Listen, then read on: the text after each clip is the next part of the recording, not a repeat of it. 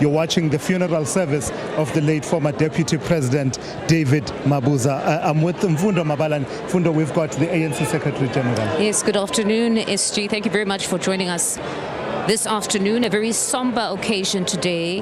A lot of speakers having spoken about David Mabuza as a man of unity. But I actually, now that you are here, I remember your words, having spoken of a man who understood democratic centralism. That speaks again to being a man who embodies humility and takes instruction and does what needs to be done. Thank you very much, and thank you for having us. Indeed, an important occasion, a good send-off for and a deserving one. Indeed, Comrade Didi, our Deputy President, held the line to the end. It doesn't mean he didn't have contrary views or he didn't have dissent, but he held the line. An epitome of discipline in the organization, and he had the guts and the tenacity to come back whenever he thinks what he did previously or going forward is wrong. So we will miss him, a great contributor to our movement and the ANC. He loved the ANC, was loyal to the ANC to the end.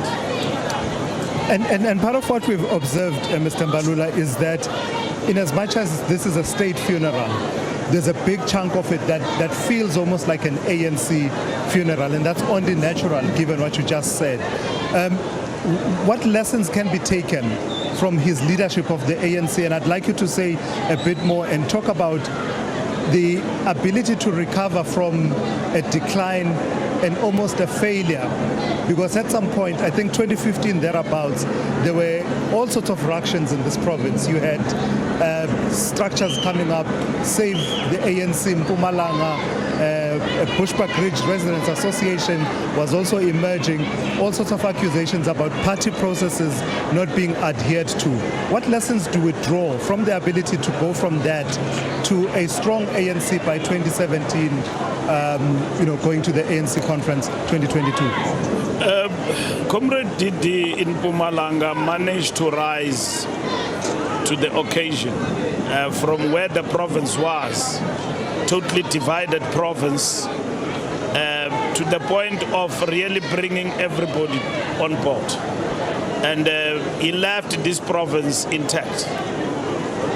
Not entirely 100% united, but unity prevailed in his tenure as a premier and the chairperson of the province. And he was able to basically become a critic of factionalism, which he was party to, and seek to insulate himself, from that and work for unity in the organization. And that is why he was called Mr. Unity, and many other people were very much dissatisfied about the stance he took in the Nasrec conference to a point where he was reduced to being a sellout. Yeah, and he stood by what he believed in. In fact, you take me to my last point on this, because we do have other, mourners that we would like to get, whose reaction we would like to get. I've gotten the sense that in the last few days, we've heard a bit more about that key moment in 2017, at which there was uncertainty which direction the ANC in Mpumalanga was going to go. So the national chairperson, Gwede Mantashe, has spoken a bit at length about how it played out, and from Robert Gumete's tribute today, we hear a bit more detail. Just tell me about that moment and how critical it was from your own perspective now, reflecting on the role of the late David Mabuza in all of it. I spent more than 5 hours before that conference, and I was one of the last people. I came with Mzwandi. He called me. I was Minister of Police. I drove through the rain all night to his home in Barberton. I arrived there at 10 o'clock at night. I left at 8 a.m. He did not say he will not support the view he left me with the understanding that he's on board. But I already knew that he held a different view, and coming to see him, being called by him, was in a way trying to persuade him in our direction. And then on the day of voting, the rest is history. I was told that he became close to Lamula. And then the people who were inside the hall said, no, the Mpumalanga part of the delegation left the hall singing Pagama Ramaphosa. And the people who saw them, they then said, no, we think that we lost. Because Didi made an indication to Lamula to say Bathat. And then Lamula then went with the people to go and vote.